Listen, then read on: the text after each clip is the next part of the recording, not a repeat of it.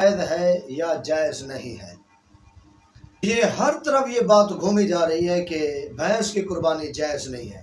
اگر یہ جائز ہے تو رسول اللہ صلی اللہ علیہ وسلم نے بھینس کی قربانی کی ہے۔ تو اس طرح کا معاملہ ہمارے معاشرے میں پھیل چکا ہے۔ تو سب سے پہلے یہ بات سمجھیں کہ جو بھینس ہے نا، اس کی قربانی بالکل جائز ہے۔ اس کے اندر کوئی شکوک و شبہات نہیں ہے۔ کیوں کہ یہ جو بھینس ہے یہ گائے کی قسم میں سے قسم ہے۔ جس طرح بکریاں ہیں تو ان کے اندر بھی تو مختلف قسمیں موجود ہیں۔ کوئی لمبے قد والی ہے، کوئی چھوٹے قد والی ہے، جو کوئی بڑے کان والی ہے، کوئی چھوٹے کان والی ہے، کوئی چھوٹے تھنوں والی ہے، کوئی بڑے تھنوں والی ہے، کوئی زیادہ دودھ دینے والی، جو کم دودھ دینے والی ہے۔ تو وہ سب بکریوں کی قربانی جائز ہے۔ تو جب بکریوں کے اندر مختلف قسمیں ہیں تو ہر ایک قسم کی قربانی جائز ہے۔ تو بھینس بھی تو ایک گائے کی قسم میں سے ہے، لہذا جب یہ گائے کی قسم میں سے ہے تو اس کی قربانی میں کوئی شکوک و شبہات نہیں ہے۔ اس کی قربانی بھی کیا ہے؟ بالکل جائز ہے۔ ہمارے فقہا ائمہ کرام نے بڑی تفصیل کے ساتھ بیان فرمایا۔ آپ کنز الدقائق اٹھا کر دیکھیں، تبیین الحقائق اٹھا کر دیکھیں، بحر الرائق اٹھا کر دیکھیں، تو اسی طرح بہت ساری کتابیں ہیں جو فقہ کے اندر موجود ہیں۔ جب وہاں پہ ذکر آتا ہے تو وہی کہتے ہیں کہ الجاموس و کل بکر ہے۔ جاموس بھینس کو کہتے ہیں، بکر گائے کو کہتے ہیں۔ فرماتے ہیں الجاموس و کل بکر ہے، جو بھینس ہے یہ گائے کی طرح ہے، گائے کی مثل ہے، لہذا گائے کی اقسام میں سے ایک قسم ہے۔ جب یہ بھینس ایک گائے کی قسم میں سے ہے تو گائے کی جتنی بھی قسمیں ہیں سب قسم کی قربانی جائز ہے۔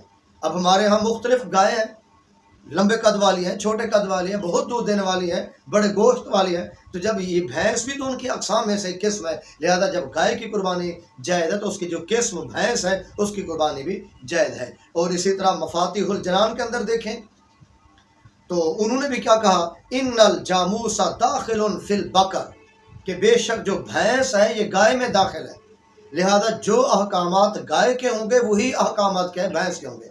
اب ان کی جو آپس میں مشابہت و مطابقت بھی تو ہے، ان کے حاملہ ہونے کی اور وضع حمل کی، بچہ پیدا کرنے کی مدت بھی بالکل قریب قریب ہے۔ اور اس سے جس طرح وہ دودھ دیتے ہیں یہ بھی اسی طرح دودھ دیتے ہیں۔ جو چیزیں گائے کھاتی ہیں بھینس بھی کھاتی ہے، یعنی بالکل ہی تمام کے تمام ان کے اندر جو نوعات ہیں، جو اقسام ہیں اور جو ان کے اوصاف ہیں وہ ملتے جلتے ہیں۔ لہذا جب ان کے اوصاف ملتے جلتے ہیں تو پھر جس طرح گائے کی قربانی جائز ہے تو بھینس کی قربانی بھی بالکل کیا ہے؟ جائز ہے۔ اس کے اندر کوئی شکوک و شبہات نہیں ہے۔ باقی رہا یہ سوال کہ بھینس کی قربانی رسول اللہ صلی اللہ علیہ وسلم نے فرمائی کہ نہیں فرمائی۔ اصل میں یہ دیکھنا چاہیے کہ کیا اس وقت حضور کی حیات طیبہ میں عرب کے اندر یہ بھینس موجود تھی؟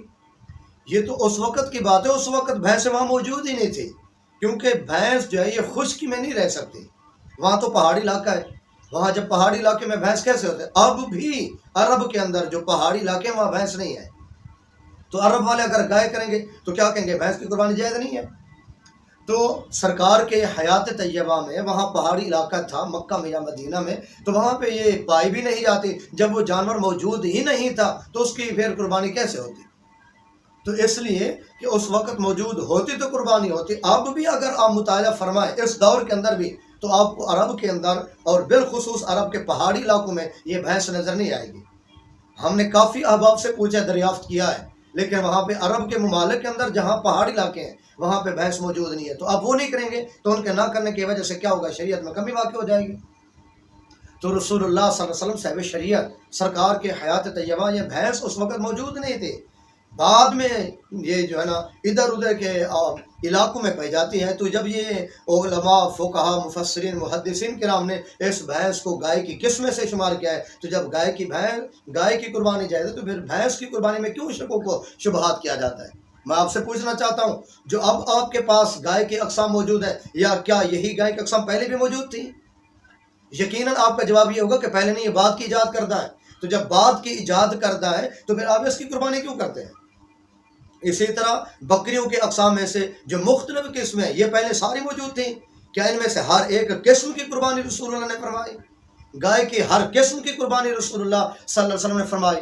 لہذا جب حضور نے ایک ہی مرتبہ ایک جانور کا ذبح کر دیا، قربانی ادا فرما دی، تو پھر اس کے بعد کیا ہوگا؟ اس کی اقسام سارے شامل ہو جاتے ہیں۔ لہذا یہ اعتراض کرنا کہ رسول اللہ صلی اللہ علیہ وسلم نے نہیں فرمائی، ہم کیسے کریں گے؟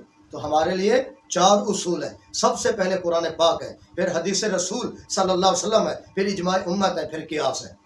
لہذا ہمارے اکابرین فقہاء کرام، جو میں پہلے آپ کو دلائل دے چکا ہوں، جب انہوں نے اپنا بھینس کو جو ہے گائے کی اقسام میں سے شمار کیا ہے تو ہمیں کوئی شکوک و شبہات نہیں ہے. جس طرح ہم دل جمی کے ساتھ گائے کی قربانی کرنے کو آسان جائز سمجھتے ہیں، ہم بھینس کی قربانی کو بھی کیا آسان اور جائز سمجھتے ہیں.